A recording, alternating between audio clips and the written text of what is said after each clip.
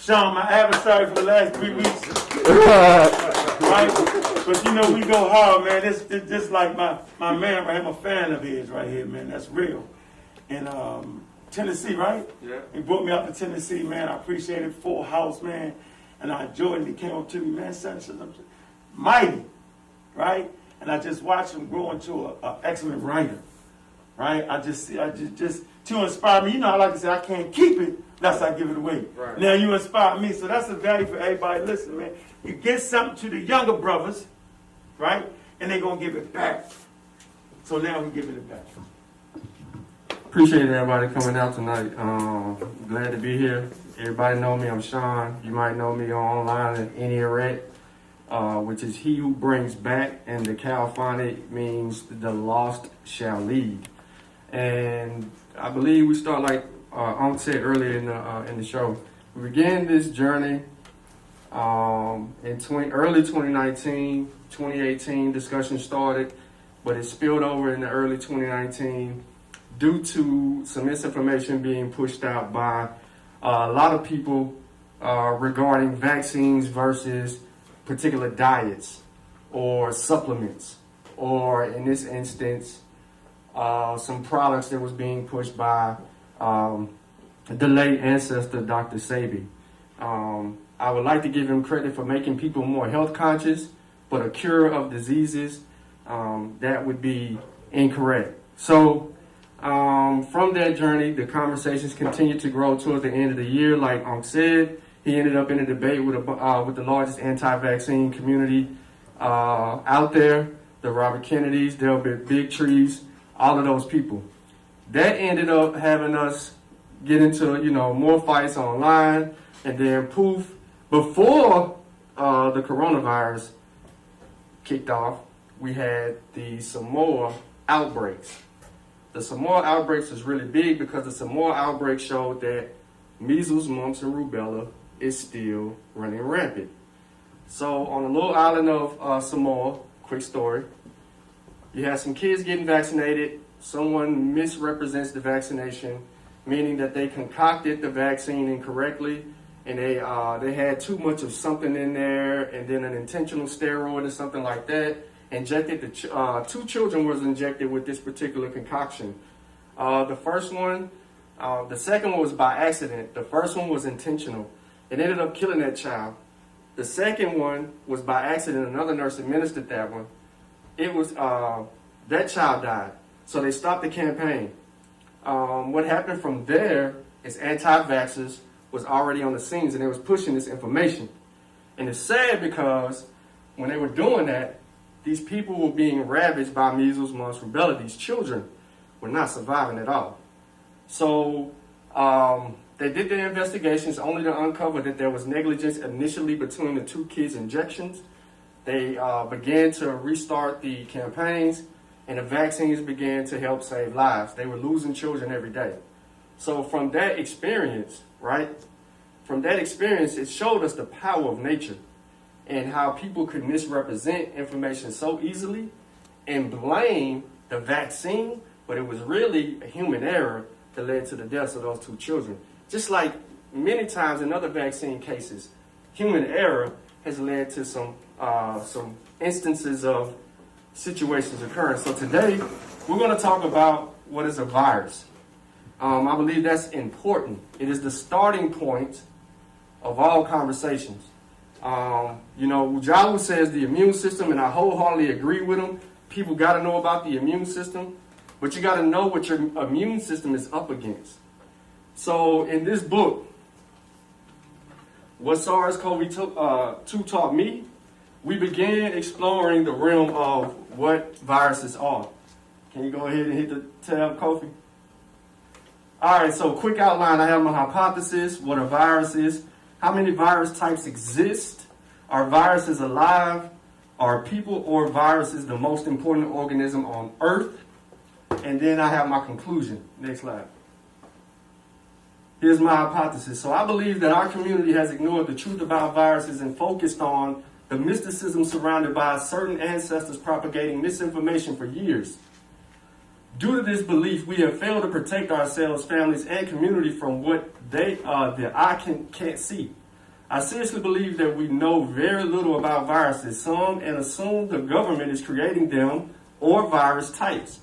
Most of us don't know if viruses are alive or dead, and that we're not other organisms are the most important people on earth. This last line, I want to emphasize this. We, not other organisms, are the most important organism on earth, important people on earth. Next slide. So, anybody in the room, can y'all tell me what a virus is? Anybody want to give it a shot? No wrong answers. You said what? All right, you can say that. What is a more simple term? An outsider to you. Yeah, you can say a foreign. It's some foreign. Some foreign to you. Yeah. Anybody else? Infectious protein. Okay, infectious protein. Okay. All right. Go to next slide, Kobe. So, viruses are microscopic and infectious and are called obligated parasites of their host cell. You heard mention obligated parasites earlier. All right. Well, he was mentioning cells, but there it goes in there. There's another way you could say this. Viruses are very small microorganisms. All right. Also, viruses are acellular microorganisms, which means they are not composed of cells. All right. A virus is a microbe, too small to see with your own eyes. It's just that simple. That is what viruses are. Different ways to put that. More technical terms are out there, but that is simple. I think the best one is viruses are an acellular microorganism. Right? It means they are not composed of cells. Viruses attack your cells. Right? In order for them to survive, they attack your cells. Let's go. Next slide. All right. So here we go. Right here. Here's just an image of different viruses under what I likes to call the electron microscope. I believe there's a gentleman in our community that actually owns one of those electron microscopes. Well, he said he did. Brother Polite, right? Oh, okay. Y'all know Brother Polite, right? Shout out to Polite with the electron microscope. Yeah, shout out to Polite, man. He on one of them rare electron microscopes. That brother is, he paid. With the $1 million floor with the $1 million microscope. Next slide. All right, so how many virus types exist and what are they? Can anybody tell me how many different virus types? Yeah.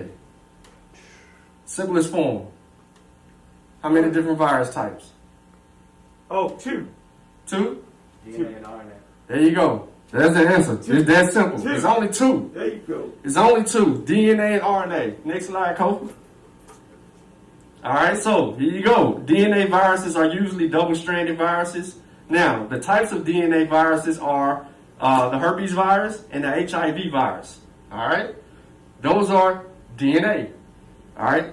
Now, RNA viruses are mostly single-stranded viruses. Types of RNA viruses are the common cold, and then you have what we talk about every day for the last 2 years.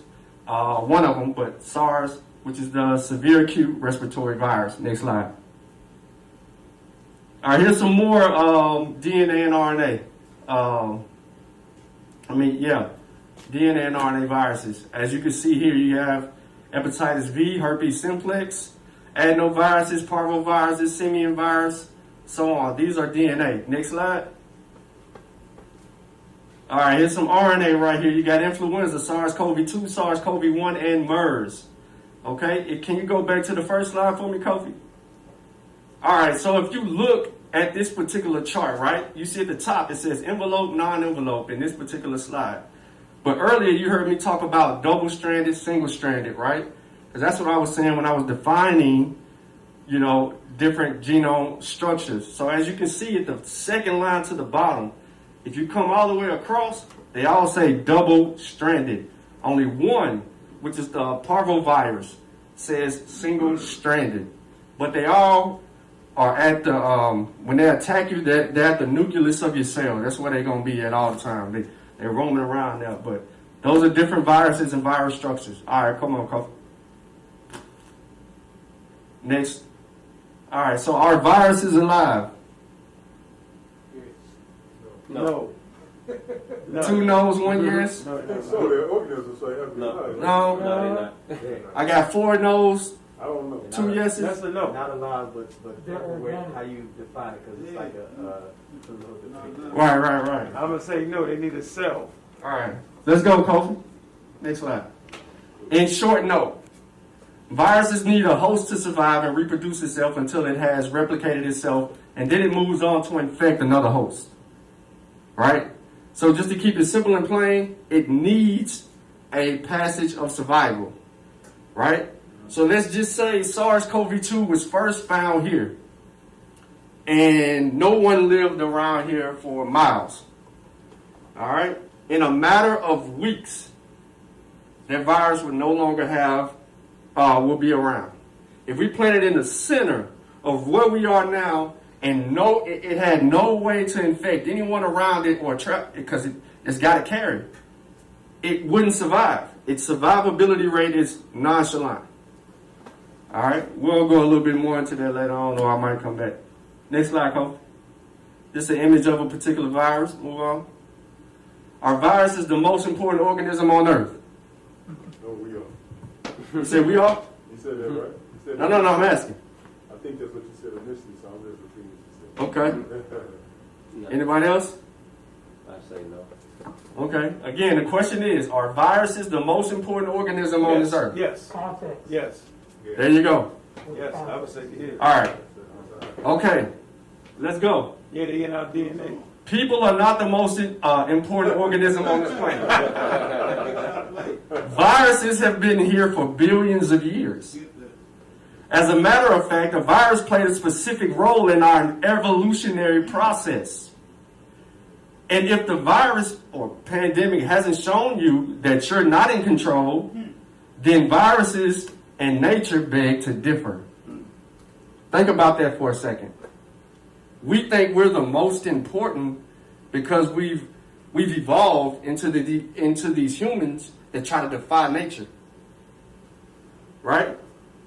But when all different effects occur outside, we go outside, a tornado, earthquake, anything. I mean, even dealing with this current pandemic, nature has always shown that it's more important than we are. No matter how smart we become, no matter what we build, right? No matter what we try to defy, no matter how many vaccines we create, it still does its thing. Nature's winning. And we have to succumb to that. I believe unks always use this line, there's no God but nature. Right? It's the truth. Next slide. Conclusion. Our lack of intelligence as it pertains to viruses has been on public display since the onset of the pandemic. Being unprepared and unstudied has led to some of us losing family members. We can conclude that viruses are small microorganisms that are either RNA or DNA that need a host to survive. Viruses have been on Earth for billions of years and clearly has the capacity to wipe out humanity when it sees fit. The more we know, the better we can defend ourselves against the unseen pathogen looking to invade our cells. We must not be misled by misinformation and charlatans that claim they have a cure for viruses that do not care about what state your body is in. I want to say a couple of things about the importance of understanding these viruses. I think in our community, our lack of knowledge in that regard has led us astray because we succumb to pieces or parts of things intelligently that we wouldn't want to let go. We really thought that we could beat viruses with fruits and vegetables.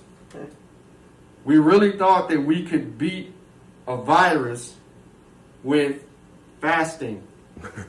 We really